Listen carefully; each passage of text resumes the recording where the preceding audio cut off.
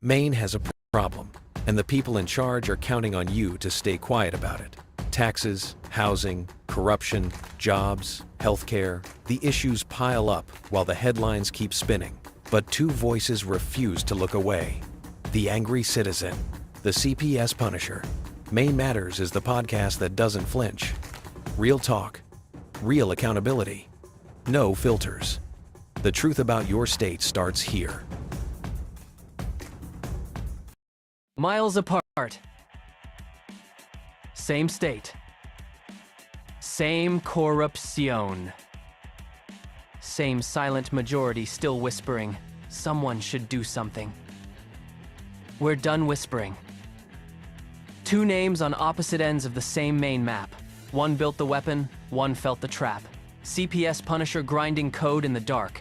Angry citizen watching the system leave its mark. Same courts, same lies, same rubber stamp lies, same families shredded while the state looks wise.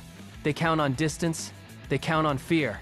They count on us staying quiet year after year. Tired of the posts, tired of the sighs, tired of someone should while the children cry. Complaining is free, action costs blood, but silence is the only real flood. Same state, same war, no more dividing lines. CPS Punisher and the Angry Citizen rise. No more fear of the retaliation game. Expose the heinous or the cycle stays the same. We're done telling Maine we're scared and small. We're done watching illegal acts stand tall. Commit, act, name it, burn the dark. This is the line, and we just crossed the mark. Illegal seizures dressed up as protection. Warrantless doors kicked in without objection. Due process treated like optional ink, while the machine keeps printing another black sink. They thought the distance would keep us apart, thought the fear would stop the beating heart, but every mile between us just made the fuse longer. Now both ends are lit, and the powder's stronger. No more I wish someone would. No more waiting for the next good mood. The state keeps moving because we stay still. That ends tonight, by force of will. Same state, same war, no more dividing lines. CPS Punisher and the Angry Citizen rise. No more.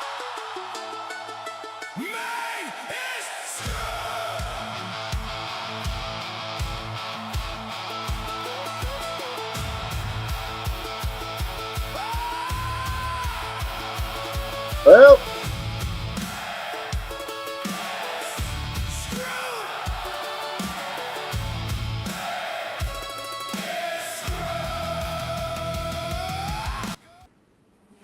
what's up there? Well, that's What's up, that. Karen? How are you, my friend? Angry Punisher. Angry Punisher. Does it say Angry Punisher today? Do I have it? No, Do you know? I just Do you know? find that funny. Well, do you know what? I'm going to tell you this. Is the other night when we did that roundtable on Tiff and the Punisher show, Hmm. do you know what my name said underneath me for that? I don't know what your name said. What did it say? It said punish her. So it was the word punish space her. Somehow that got in there. So I was highly inappropriate for the guests that we had, but it went through and nobody noticed Yeah, it. So that's cool. Can't take it back. No, Immortalized no. on the internet forever. Yeah. Yep. You know, and even if you edit it, it's going to say edited version. So, you know, Yep. people will know that there was a Well, mistake. I mean, we would like to see our traitorous governor punished. Yeah. So Yes, we I would. would like to see her in jail. Did you know that I was attempting to get her arrested? I don't know if I ever told you that. I thought that you were actively still attempting. I didn't know that you ever ceased. And Oh, it's still on the table, and it's ironic that we, the people, ignore our lawful tools of resolution, which I heard early on when I started questing for knowledge. I found out that if any of the elected servants perjure their oaths, they literally are out of a job. Like as soon as they do it, according to our Constitution, their office is void. They're kicked out of office, but we don't enforce it. Right. See, and when I was attempting to gather enough support to initiate some lawful actions against her, you'd be surprised how much opposition I got. There are people out there that love her. They just love her. I had an impeach Mills sign, and I put it up in front of my house, and it got stolen. Well, that's because somebody loved the sign. I don't think that had anything to do with them showing their love for her. Okay. I think I'll take that. that's where I'm going to go with that one. All right. It's almost like you should have this sign in your yard right here. Well, I hadn't thought of that, Darren, but yeah, that makes sense. They saw it and they were like, man, I just have to have that sign. Yeah. It So, makes sense to me. That's Yeah, the first thing that came to my head was like, your sign was so amazing that people want Mills out of office here, that they were like, I need to have People love tyranny. They love tyranny. They love being ruled, and they get very angry at you if you don't go along. Like, they get really, really mad if you don't just submit to authority. And like that one time I went into the supermarket, and this was during the mask obsession, and I didn't wear a damn mask. I just went in the supermarket, and one of these dweebs working there started harassing me. You got to put on a mask. You have to put on a mask. They literally wouldn't let me check out. Did I ever tell you that?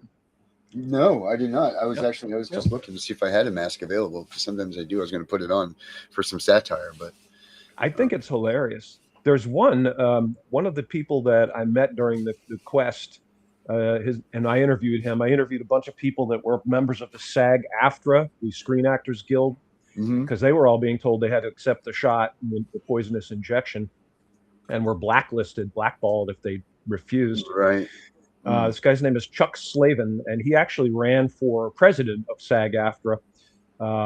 And I did an interview with him and a couple of other the people that were friends of his that are also in the acting profession.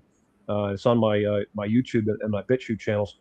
And Chuck put up a picture, and he had the actress, what's her name, Milano. Alyssa Milano. Alyssa Milano. Yeah, that's she was wearing the boss. She was wearing a crocheted mask, dude. I'm not even kidding you. Oh. She's in a picture. Very with a mask effective. over her Very, face, very effective. crocheted.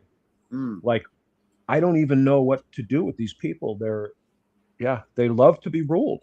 And again, they get mad as hell if you ask questions. I think I told you, I just was talking to someone the other day about viruses, and I asked questions. I just wanted to know the answers. He was talking about viruses cause disease, and I said, do they? Right. And a lot of people act like I'm an idiot for asking the question. Why is that dumb?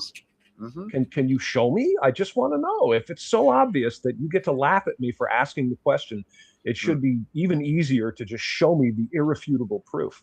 They can't. Yeah, because that's why they get mad. Right. They want to argue. They haven't asked these questions. Mm-hmm. They want to argue and fight. Yep. That's what they want to do.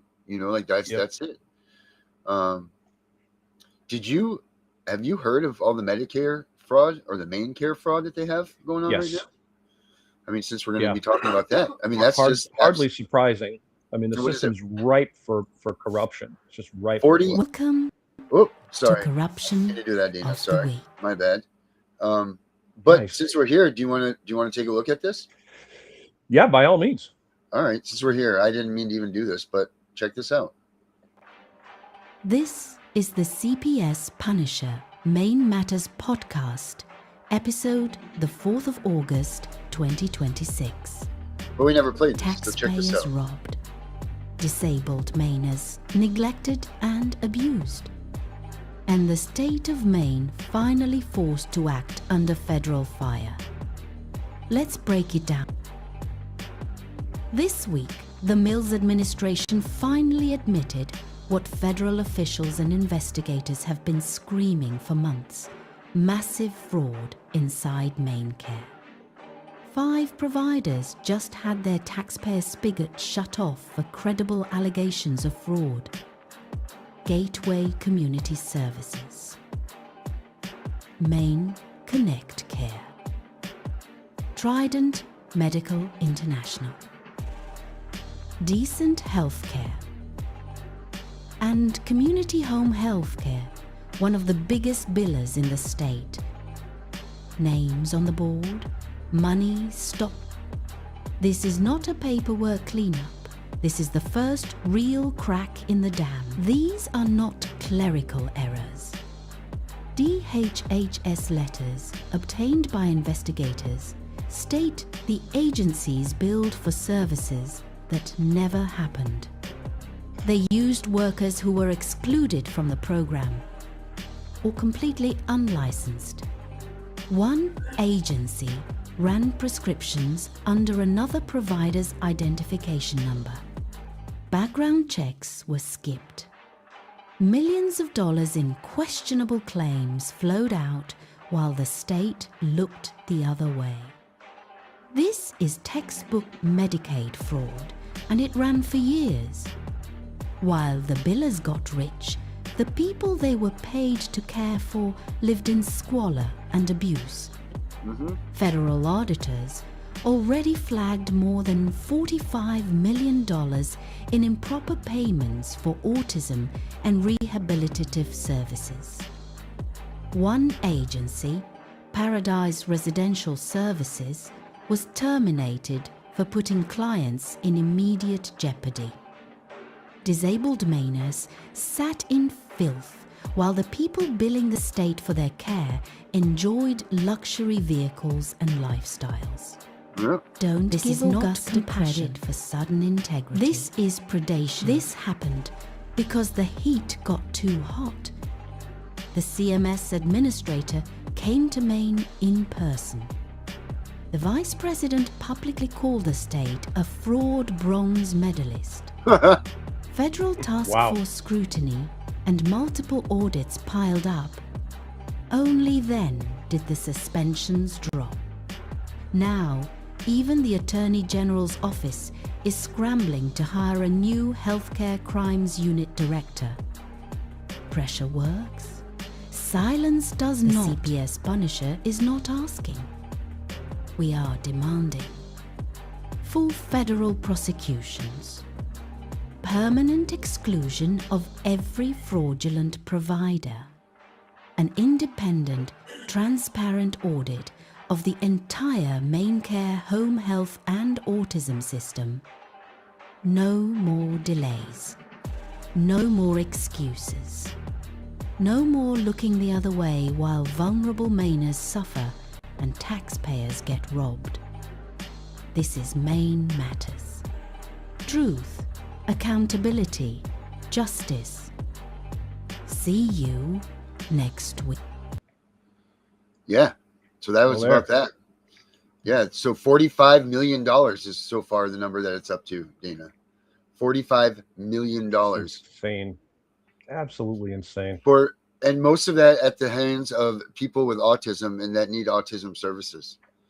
So how many people in the state of Maine were denied access to their health care because they had blown money or just illegally or fraudulently sent money out for billing, and then there's no more money in that program. You know, it was just absolutely disgusting. But I mean, how much during when you're talking about with the face masks and during the COVID times and the injections and all of that, how much money was fraudulently spent on those items? I mean, I don't know if you know that or have that number. Knows. But I mean, Jesus, Can you imagine what the billing for face masks must have been alone? Yep. And you know, we the people want to see justice. We want to see the people that are responsible for this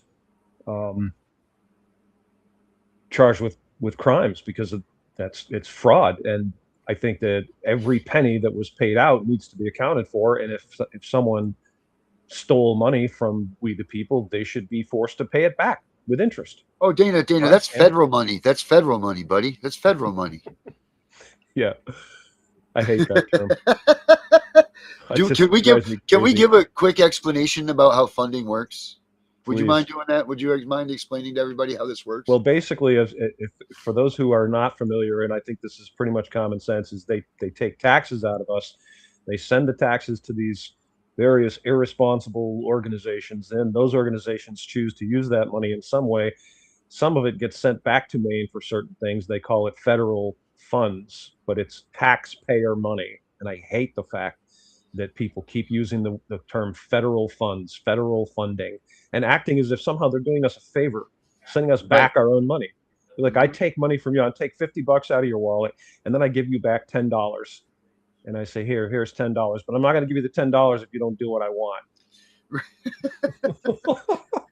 Because I know best. But I mean, I took from you. Right. And then, you know, some of the things are challenged by the state and others aren't. But I think it's at the end of the day, no matter what is done and how things are working, in this state, it all goes right to agent number one. This one right here in the top, right here above my head, Janet Mills. I mean, she's the boss, right? She's the boss. She's the one that controls all of this stuff. She's the beginning of the flow, and nobody besides you and maybe a handful of other Mainers have the gall to stand up against her. It's just scary, man. It's very scary. Well, and we're fragmented, Darren. You know, you and I have talked about this. Like when I first started trying to unite enough people into an angry coalition to do what we needed to do, I met lots of people, hundreds of people over the course of about a year, and numerous so-called patriot groups, and they will not work together.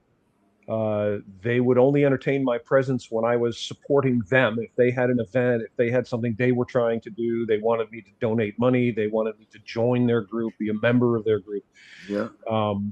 When I did the freedom rallies, the annual freedom rallies, I sent out a lot of contacts for that, and I got a return rate of about maybe 5%. Like 1 out of 20 people that I contacted responded to me in some way. And we are never going to get anywhere if that's how it's going to be. We have to work together. We got to unite, and let's not worry about whose group gets credit or who gets fame and glory. Let's worry about getting it done, taking back our state from these criminals and holding all of them accountable, and send a loud message. You get these people arrested and thrown in jail and charged with fraud, and then fined. You know, we want our money back. And we're gonna, if you have to work the rest of your damn life and work 5 jobs to pay back the money you stole, that's what you're gonna do. And imagine what would happen, the repercussions of that, right? Yeah. All the people thinking about shoving their hand into the till of taxpayer money would think twice about it, because they would know that there's a genuine risk that you will get caught and you will be punished, severely punished, as you richly deserve. But without a coalition, enough people working together, you know, we're swimming against the current. It's just, it can't happen unless we all get together. Like you said, you got to act. You know, it's easy to complain, Right. but complaining to the wind isn't going to help. You have to complain to the right people. You got to write letters. You make phone calls. You tell these people. Every one of us has elected servants that work for us, and you need to find out who they are. You can go right to the Maine government website, Maine state government website. You can get their information, phone numbers. Okay, I have a bunch of them right here on my phone, and they know me. When my name comes up, they know exactly who I am. You're not blocked yet? Well, I have pretty good relationships with them, you know. Oh, good. Because I maintain my decorum. You know, people say, you know, you're an angry guy, you come off angry, whatever. Well, you know, you can be angry and still be diplomatic. Mm-hmm. And that's where I go. And I'm factual too. You got to stick with the truth. Correct. So I call them and I say, hey, this is Dana, and I'm calling you about this issue. This is how I feel about it. This is what I expect out of you. And, you know, thank you for your time and attention. We all did it. That would emerge very quickly that we all basically feel the same way. I don't know anyone that wants to have the government full of fraud and our tax money stolen. Right. Except the people doing it. Right. And then in which case, it's, well, whatever. They're on the chopping block anyway. It's disgusting. And how do they feel?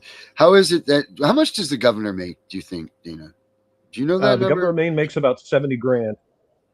No, I wonder what her net worth is.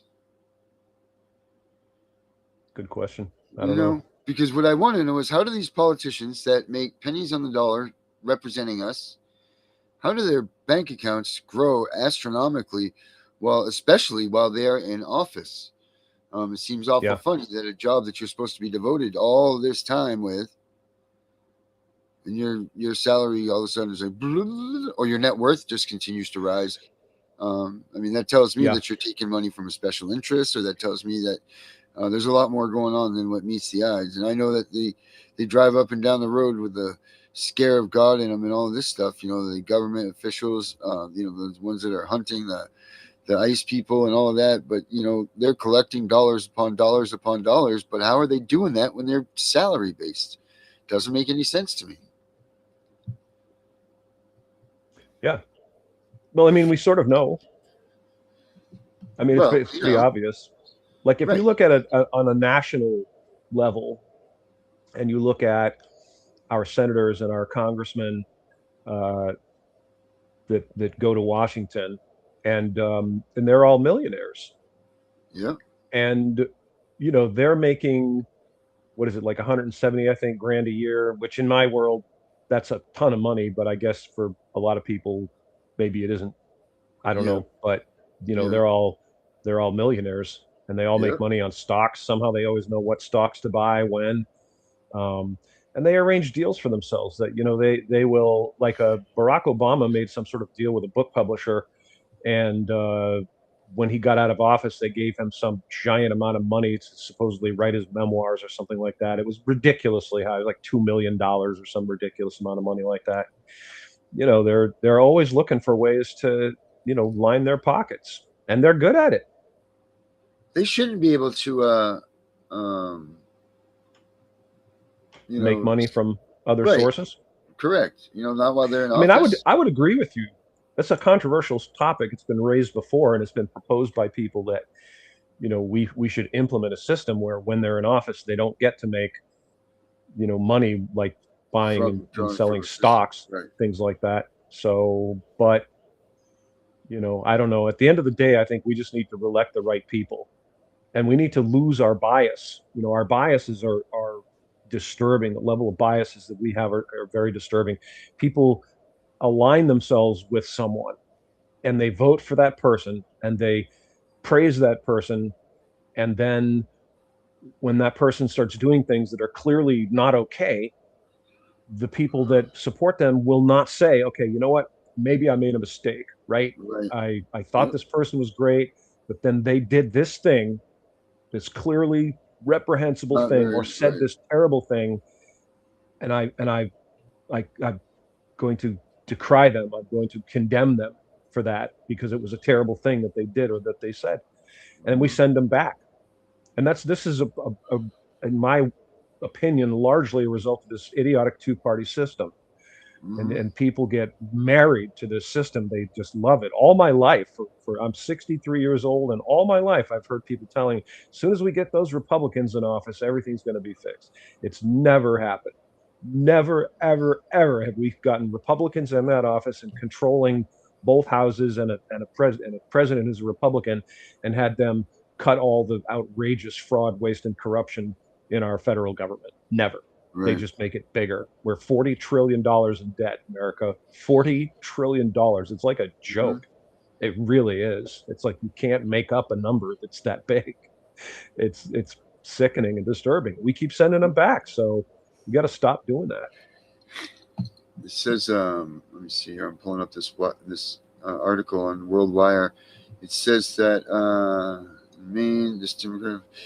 So it says, after serving as a legislator in Maine, Janet Mills, this Democratic Party official, became Maine's Attorney General. Janet Mills was born in Maine on December 30th, 47. Her second term as Attorney General of Maine was under the gubernatorial administration of Paul LePage. She attended the University of Massachusetts, Boston, and the University of Maine in Portland. Through her marriage to Stanley Kuklinski, she had 5 stepchildren. During this time in the Maine Senate, her brother, Republican Party politician Peter Mills, served. As an assistant attorney general, Janet prosecuted homicides and other major crimes. In a few years, she was elected district attorney for Androscoggin, Franklin, and Oxford counties, becoming the first female DA in New England. In that role, Janet witnessed firsthand how the criminal justice system frequently failed victims of domestic violence. After frustration with the legislature's failure to act, Janet co-founded the Maine Women's Lobby to advocate for battered and abused women. She was elected to the Maine House of Representatives in 2002. Now, Janet Mills' net worth or net income is estimated to be between $1 and $5 million. She has accumulated so much wealth from her primary career as a politician. So, I mean, I know that DAs don't make that much. For sure. So, let's see. Did I tell you, Darren, did I ever tell you that I met her? No, you did not. Yeah, I met Janet Mills. So there was an event, I think it was at, what's the college? I'll think of it. It was a university Bowdoin? setting. Bowdoin? No. Anyway, doesn't matter. UNE? It was Bangor, I think. Oh, okay. Nescom, There. maybe at Nescom. Okay. Anyway, so, and the conference was about addiction.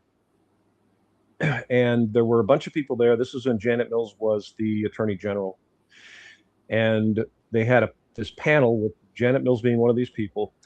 And they had a guy who was a reformed addict, a recovering addict. And they didn't let this guy talk. Like, he kept trying to talk and he kept getting cut off by other people. And I had a chance to talk to him after the conference was over, and he was very frustrated. He said, they didn't even want to hear what I had to say. Like, I'm the guy that's lived it. It's my life, and I'm trying to throw in my opinions and my thoughts on this, and they're just not interested in what I had to say. And he's right. And I will tell you, I got a very, very bad feeling from Janet Mills. She is creepy. And if you've ever met this woman, she radiates falseness. And I understand this is a characterization, and I try to stay away from characterizations that stick with facts, because that's, I think, important. But I will absolutely stand by what I'm saying right now. She does this weird thing where she blinks with both eyes all the time, like this. She does this winky blinky thing all the time, like this. It's very weird and creepy. She doesn't look you in the eye when she talks to you. She's just always looking away and looking around. Sign like of a liar. Talking. Her smile felt very fake, very, very disingenuous. And there was a parade up north somewhere. I don't remember where it was, but she was in this parade, and a lot of people were really angry at her for the whole, shutdown, the so-called lockdown. Which, by the way, Maine and America, no governor has the authority to order you to stay in your home. I can't believe I have to say this to people. It's like a nightmare for me, honestly. No governor has the authority to order you to stay in your home. No governor has the authority to order you to close your business.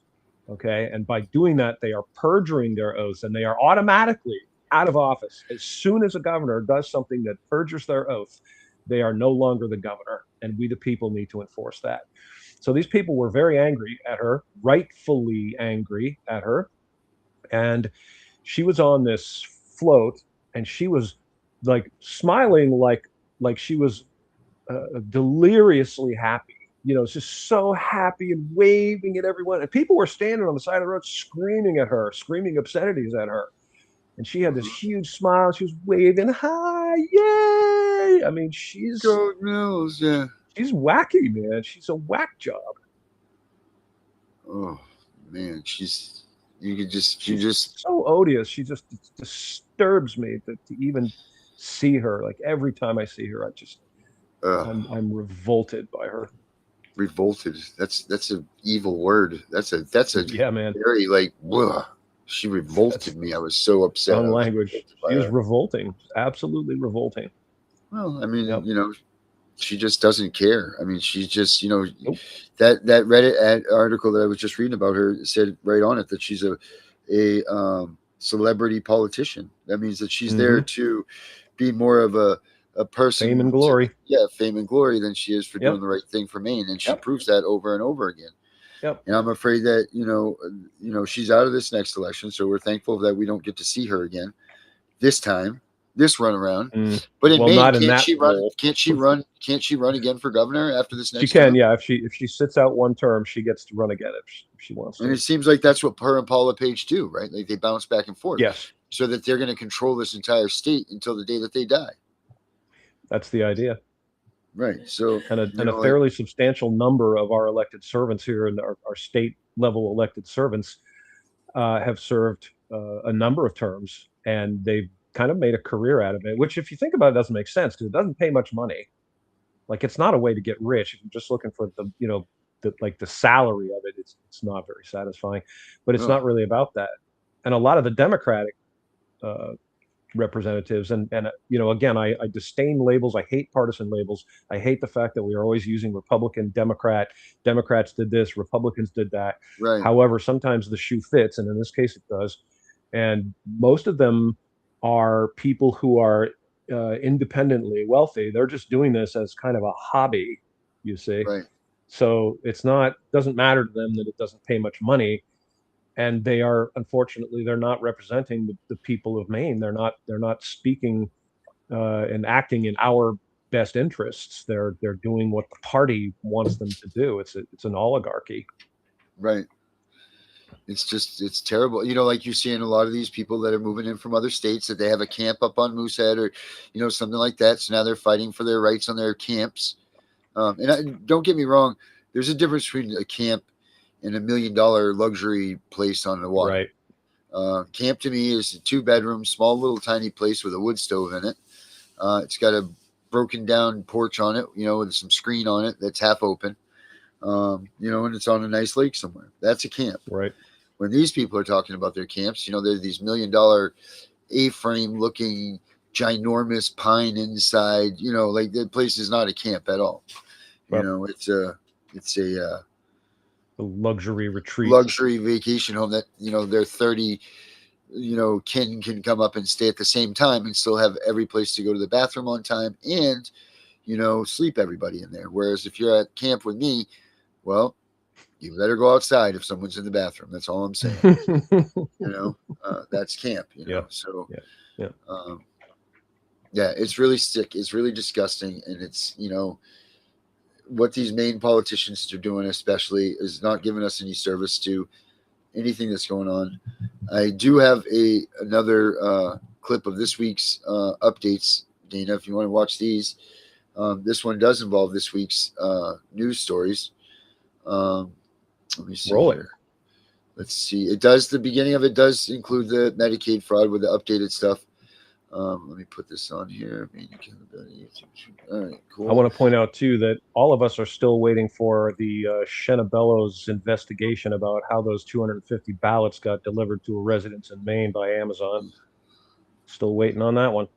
Yeah, well, I think you're going to keep waiting for that. But the elections are totally secure. They told us that, and they wouldn't lie. Let's see. My children. Erica's letting us know about her kids in her case. She must have learned something. Let's point that out real quick. Update now. My children will be moving from Wisconsin to Missouri to be with their father that backstabbed me to get there. So 2 of my children are going to be in Missouri, and my oldest is in Tennessee, splitting up the family. That's the CPS thing. That's what they do. That's rough. That's disgusting. They're supposed to keep the kids together and supposed to keep them near you. And actually, our update story does have a case from the state of Maine that's this is just absolutely ridiculous that this has happened here again, Dana. Another kid up in your area actually has been left behind by the Maine welfare system. So let me roll this. Let me roll this video here. Let's see. Today is also my my middle son's birthday. I haven't seen him in 7 years, and he doesn't talk to me. So, well, happy birthday to him. Totally familiar with that. Yeah. Yep. Sucks. One day, yeah, it does. One day he'll realize how great of a father he has in the time that he missed with him. I hope so. That's will be what happens. That's typically what does. I don't know your entire situation with that, but I know that a lot of it has to do with not that type of stuff, and it's not on you. I don't even know what I did, bro. He never even said at any point that I had done or said anything that he had a problem with. He just stopped talking to me right out of the blue. Doesn't it seem like there's a lot of that going on in this day and age with families just breaking apart for no reason? And I push that to this day and age, the hustle and bustle of how today is and how everything is, everything's so damn fast. We got to hurry. We got to do all this stuff. Everything's that way. And it's really too bad. Like if you do have a camp, do people even still go up to your camp? Like in the summer when it used to be family and everybody get together and, so on and so forth. And now it seems like all that stuff is gone, man. And it's really scary and it's sad that people are just so willing to drop their family in a moment's notice, and just for no reason, nor ever even to get the person to have a reason to speak back. I live it too, man. And it's really disgusting. But here's this week's news. $56 million in improper Medicaid payments. Maine's own auditors found it inside MaineCare. the state's Medicaid program. Providers kept billing. Regulators kept looking away. So the people did what Augusta wouldn't. 3,500 citizens signed on, demanding real inspections and escrow accounts for suspect payments. This week, the state finally opened the rulemaking door. Not because officials chose accountability, because citizens forced it. The Constitution doesn't ask government to police fraud, it demands it. If you live in Maine, submit your comment before the deadline closes. The people are not waiting anymore. A 10-year-old boy weighed 48 pounds when he died, starved, zip-tied, beaten, forced to sleep in a bathroom. His name was Braxton Smith of Bangor, Maine. His father pleaded guilty to murder, his mother and grandmother to manslaughter. This week, lawmakers unanimously ordered an investigation into how the system missed him. Did the state ever have contact with this family? Were reports missed? Did homeschooling hide the abuse? One senator asked the only question that matters. How was this allowed to happen? When government fails to protect a child, it has broken its most basic duty. Demand the investigation stays public and stays thorough. One contractor, over $1.2 million in judgments against him, Joshua Patouin, took homeowners' money and walked away from the job. One homeowner, Don Nason, was awarded nearly $169,000. Others are still fighting in court. Maine remains one of the least regulated states for residential contractors. The complaints keep piling up. The legislature keeps looking away. When the state won't protect the biggest purchase a family ever makes, it has failed its most basic duty. Property rights are not optional. They are the law. A 3-year-old was stuck by a discarded needle on a public riverwalk in Brewer. The police chief cleaned it himself, then found more. He refused to call it normal. He pointed to soft policies and needle programs that leave the danger behind. Add a police lieutenant accused of falsifying his own overtime. When accountability is selective, trust collapses. This week, Mainers signed petitions, forced investigations, demanded answers. The Constitution does not grant permission to look away. It imposes a duty. Life, liberty, property. We enforce them. So that's our week in Maine. Well said. Yeah. I want to go to the Braxton Smith boy. Dude, That's that just disgusting. Kills me. But that's the thing. That's, people talk about CPS. Well, where were they? Yeah. Why didn't they go to this kid? Why did they not help him? Or did they, and they didn't remove him? I mean, come on. The first sign of this would have been. I had heard, I don't know this is true or not, okay, but I have heard that they were in fact involved with the family. That they had some sort of reports about something and they were investigating or had investigated or something like that. I don't know. So I'd like to know if they were or not. I wouldn't be surprised. We both know they're very selective about what they do. Yep. Their enforcement seems very arbitrary, honestly, to me. Right. Dana, there's the thing, and this is very sad, but they do pick and choose the kids that they take by adoptability. And if they do see a kid that was truly harmed and in these conditions, a lot of them just, we'll be back in a month or two and check on you, and that's it. And that's an unfortunate thing. That is very unfortunate, but that's part of the CPS game that's wrong, and that's why we need to get. I mean, I know that Maine just privatized it, put them out on their own, which makes it harder to have the oversight that they need. But as Mainers, we got to start pushing for our families, and not for more kids being taken, but more kids being taken care of instead, because they're not doing that. They're not doing that here in the state. They're not paying attention to it. They're not paying attention to any of the topics that the Mainers themselves are crying out about. I mean, it's just not happening. I mean, I don't know what's going on up in your neck of the woods, but it seems like a hell of a lot. We're down here in southern Maine where, we get the police corruption and all of that stuff. But it seems like maybe when people speak down here, they answer. But it seems like up there, when you go past Lewiston, it's like the Wild West. You know what I mean? And Maine's not listening. Yeah, well, it's rural. It makes it harder when there's so, few people um, in an area, and because the more people that speak out, the more they listen. It's just a fact. And so you have a sparse population. It's easier to get away with fraud and corruption. It's a tough nut to crack. But at the end of the day, it's the same thing. The solution is the same. The solution is we have to get involved. All of us have to get involved. And we got to stop worrying about whether it's a Republican or a Democrat, or whether they're black or white, or whether they're from Somalia or Lithuania. It doesn't matter. It just matters that they are doing bad Right. things. They need to be held accountable. The standard is very, very plain. Well, there's one thing. That's why I do, and I don't think it's ever been said directly. I don't know if it has or not. Maybe I missed it, but I'm pretty sure that's why Trump wears that purple tie.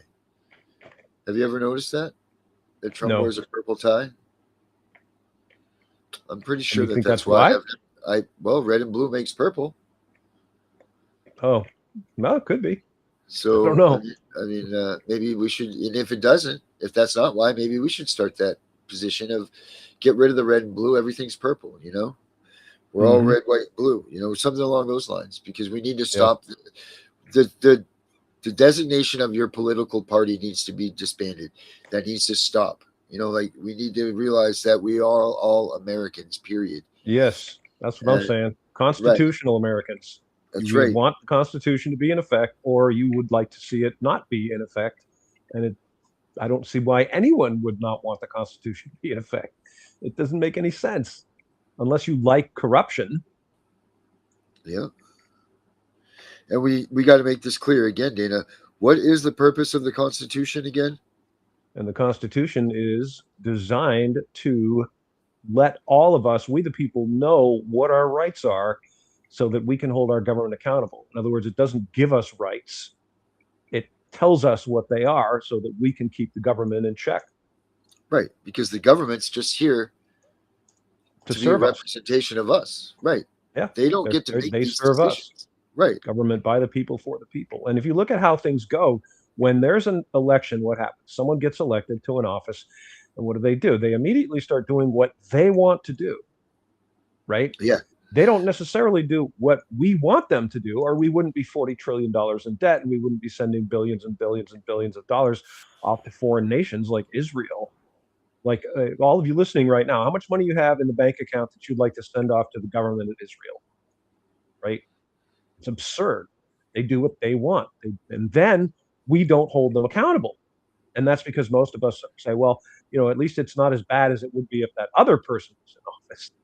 And we go around. That's no answer, right? That's no answer. Yeah, exactly. Exactly. And then when someone runs who really should get elected, we won't elect them. We won't vote for them because we're told they can't win because the two-party system tells us you can't vote for someone other than the lesser of two evils. Evil A and evil B, the douche and the turd sandwich.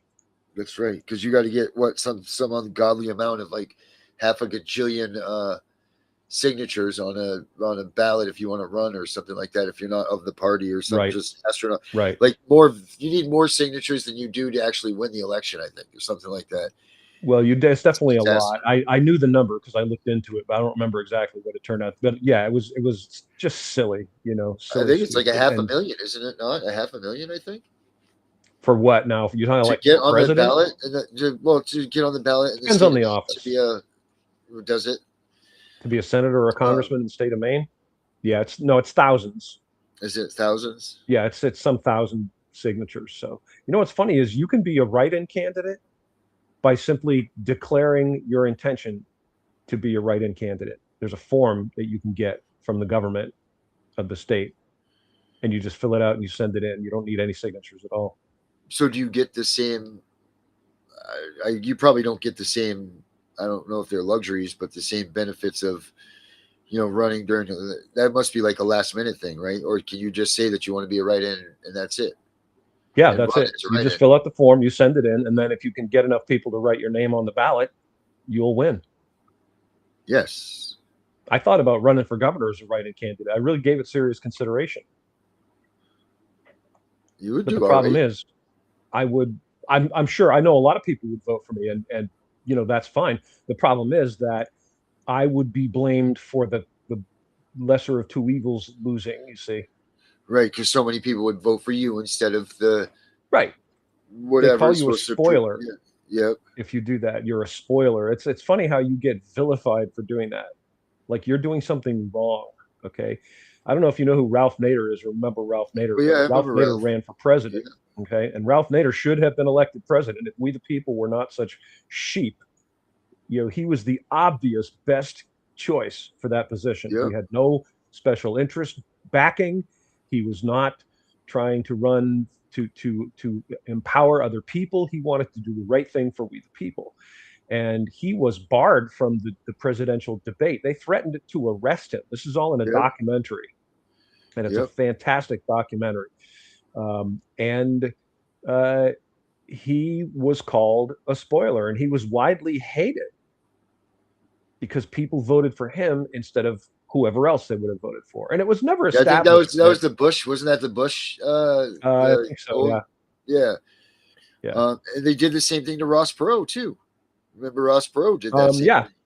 And I mean, I thought Ross Perot was kind of a nut job, but I applaud the guy for, getting in there and at least saying, hey, I'm going to do this. And, given that his stated reasons were, good reasons, like whatever. Well, But Ross yeah, Perot was the if beginner you of the are, Green Party, right? Wasn't that was he the person of the no, Green that Party? was Jonathan someone or other. Anyway, it doesn't matter. The point is Yeah. that if you run, if you're not in their little group and you run, you will be hated. They Yeah. will absolutely hate you. And when you And live in a people wouldn't state vote of for 3 me million because people, they're convinced that they have to vote for the lesser of two evils. right? So When you who's live in a this Maine state of guy? 3 million, I when you live in a state of know 3 him. million people, oh, sorry, man. Well, you don't want to be the most hated in the state of 3 million people.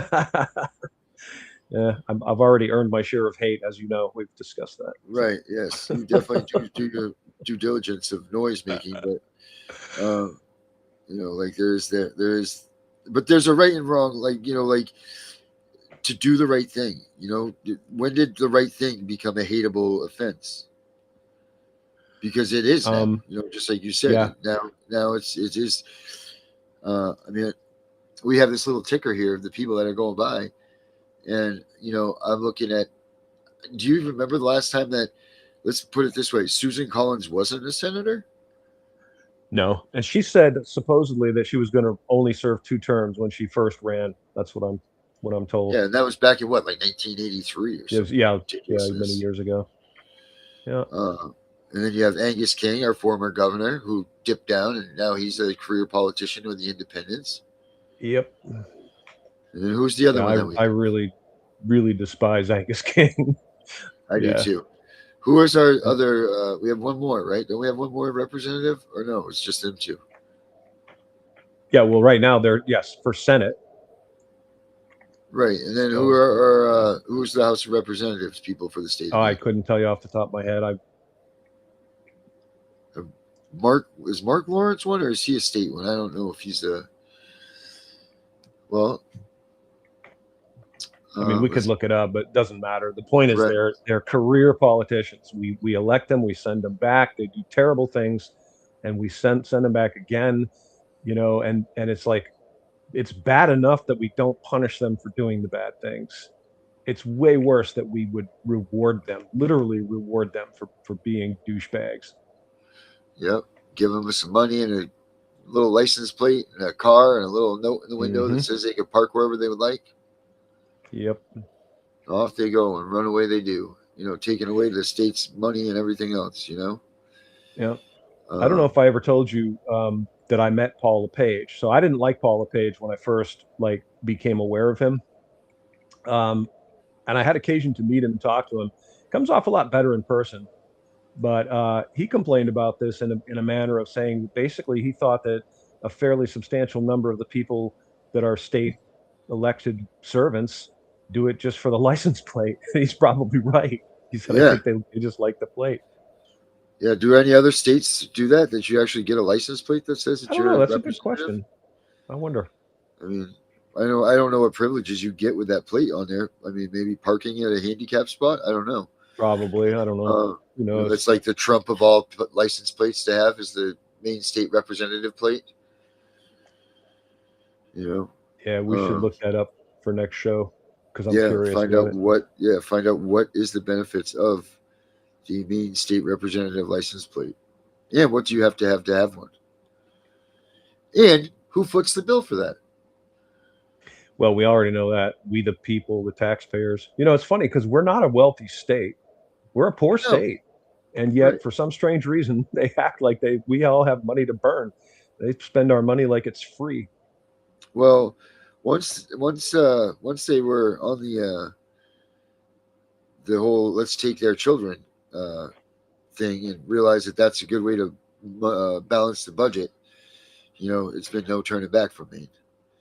Yeah. That's unfortunate, but that's the truth. Like all of a sudden, I think it was LePage's first go at this. It was when they grabbed a hold of the ASFA and all of that stuff and said, here we go. We're going to figure out a way to balance the state's budget. We're going to do it with taking people's children. And then the state of Maine's never looked back. They've never looked back. And that's what's disgusting, man.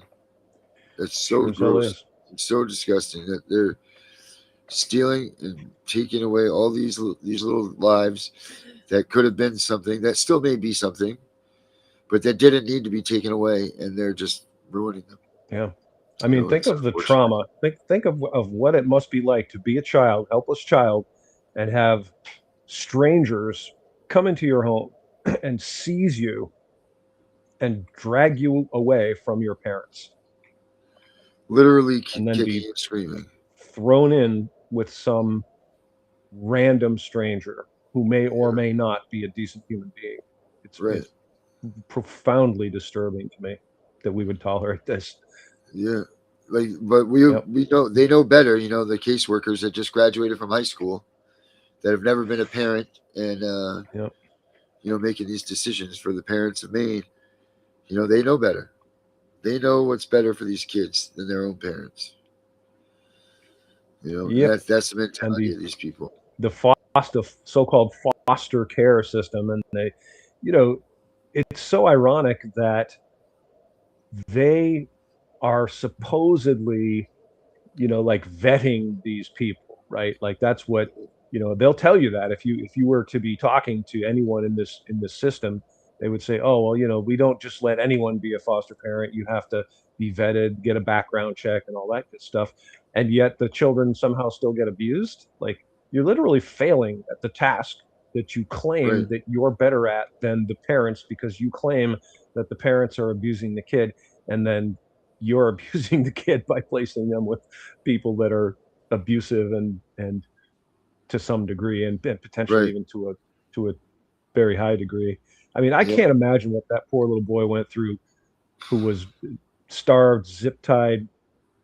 It's just like, it's so far beyond an occasional slap or something like that. It's sadistic and systemic. I can't imagine what his life must have been like. Must have been a terrible, terrible, terrible thing, man. And it's too bad that the system that's supposed to represent him and save him failed. Mm-hmm. And I hope that these people are now making enough noise, because I know that they even sued them last year? Excuse me, that the oversight committee sued them because they want to release the information. I hope that more people come out and start screaming about this stuff, man. Mm-hmm. This stuff's got to change. Well, I got to say, I think that you and Tiff are getting some traction with the Tiff and the Punisher podcast and the Punisher movement. So, good on you for that. And, let's keep up the momentum with that. Oh, all right. We just got, so the representatives of Maine are Jared Golden and Chelly Pingree. And thank you for that. Yeah. Make sure you guys tune into that on Monday through Thursdays. If you haven't, and you aren't already fans of us, you can watch it here. You can watch it watch it right here, wherever you're watching it from, Tiff and the Punisher. And of course, Thursdays, Dana, is your night that you come on as the Angry Citizen. Tiff and the Punisher, now joined by the Angry Citizen. That's right. And everything that you need to know about us is in the theme song that we play at the beginning. There you go. So if you guys need to know that, that's there. And then Friday nights we're here. Saturday nights we have Henry coming on to do his Equal and the Same, which is the ADA shows. And then Sunday night we have Gunner for CPS, which is Gunner's show. And tonight, this Sunday, he's actually coming out and addressing the 8 constitutional questions that he's giving to the federal judge in his lawsuit. So that should be exciting. We're getting answers. Gunner's getting answers. We're making things happen. Got to hold them accountable, folks. That's what we got to do. Hold them accountable. And if you want to see other stuff by Dana during the week, how do they see you again, Dana? I am on YouTube as The Angry Citizen, and I have a BitChute channel, and I just started a Rumble. I haven't been doing much with it, and I have some big plans. I'm going to be writing some letters and creating some petitions, and I'm going to be asking basically everyone in Maine and everyone in America to echo my words, because I think, honestly, most people agree with me on my opinions and thoughts about holding government accountable. So we can. Yep, and we will, because we are the people. That's what I'm saying. Yeah. We just need people like you to get us there. Get out there, get promoting the affidavit, get reporting, pushing all of these things. I saw something today. I know we're getting ready to be up on our time here, but I saw something today that someone was talking about the affidavit, and they were talking about that you have to make sure that you submit it into the right filing if you submit it into your court files. Do you know anything about that, Dana? No, because my experience with the entire affidavit process, I have never, ever seen one rebutted, or I've never seen an occasion when it actually had to be used in court. So all the occurrences that I have seen of use of affidavits, which is mostly from my friends Jack and Margie Flynn, and they basically were able to get results without having to go to court, because the people, and it kind of makes sense, because the people know that you're right, and they know that you're willing to stand up in court and say that this thing that you're claiming is true, and they don't dare to go to court. Because you're swearing under the penalty of perjury, which holds a pretty substantial and stiff sentence. And they can't rebut you, is the thing. Like, if you're speaking the truth and it's verifiable, the only way that they can disallow the affidavit is if you prove it wrong. Right. So if they can't prove you wrong, they don't have a leg to stand on. Right. And if they do lie about it, what happens to them? Well, then they can be charged with perjury. So, and that's serious, man. Perjury is a very serious crime. Lewis says there's always been denied. Well, Louis, we'll have to talk about that and see why your affidavits are being denied. There's a reason, or there's something wrong there, because they're not supposed to be. What does he mean by denied? Like, what do you mean? Like, they're refusing to accept them in the court system? Let's see if he gives us an answer on that one. Yeah, I'm curious about what specifically you mean. Yes, I am too, now that you say that.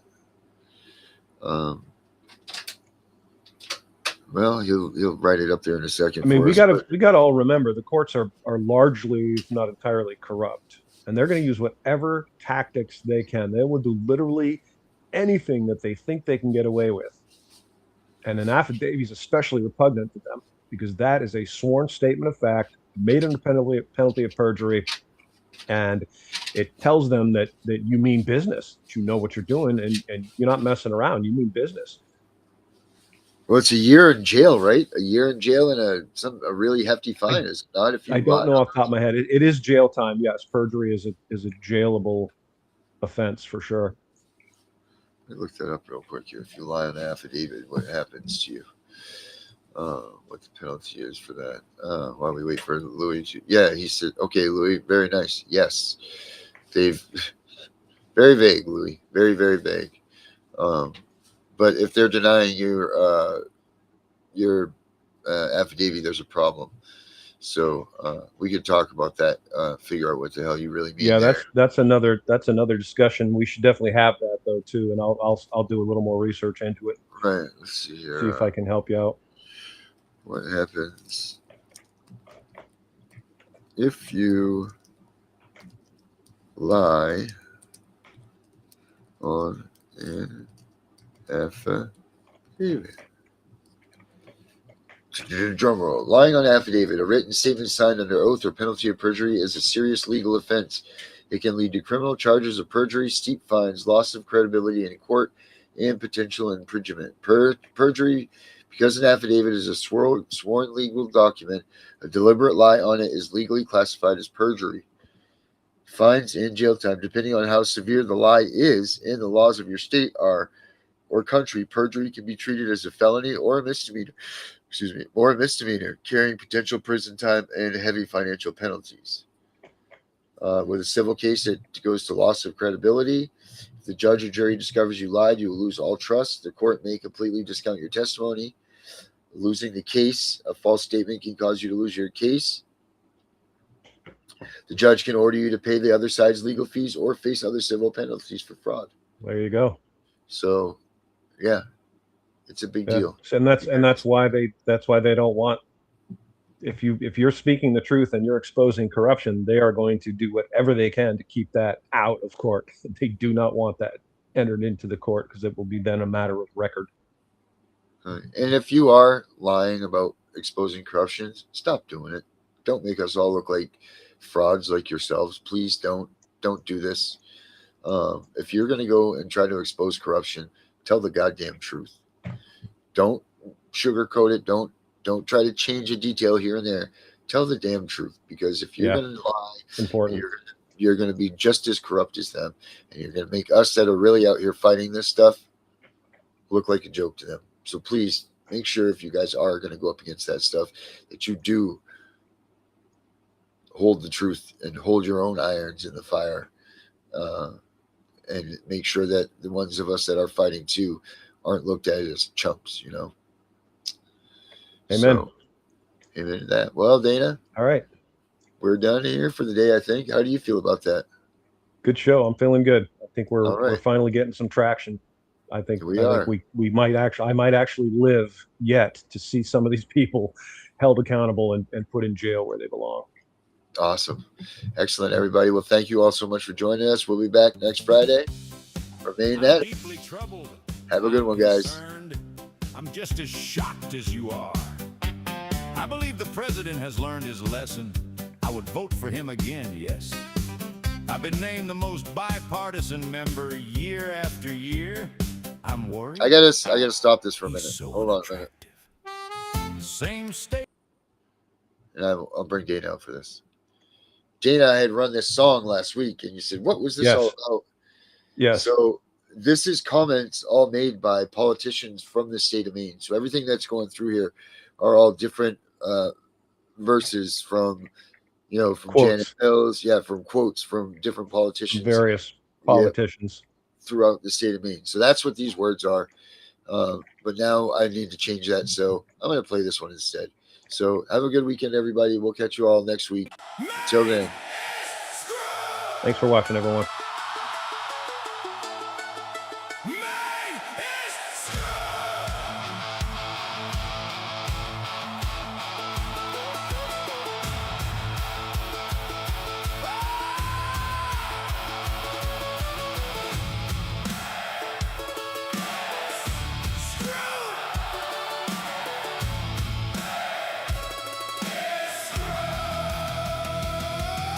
Governors in the mansion.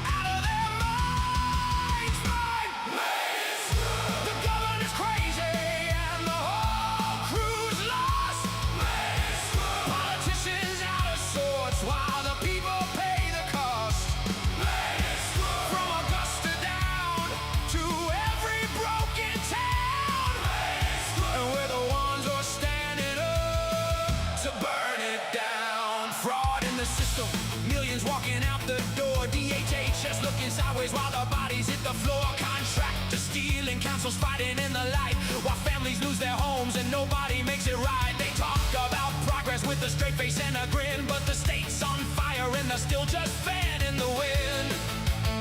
Whoa, we found a federal case, they're still denying every claim. Same old machine, same old lies, same old dirty game. They lost the plot, they lost the map, they sold the future for a photo. Out of touch, out of time, out of their minds. Maine is screwed. The governor's crazy and the whole crew's lost. Maine is screwed. Politicians out of sorts while the people pay the cost. Maine is screwed. From Augusta down to every broken town. Maine is screwed. And we're the ones who's standing up to burn it down. They thought we'd stay quiet, they thought we'd just comply, but every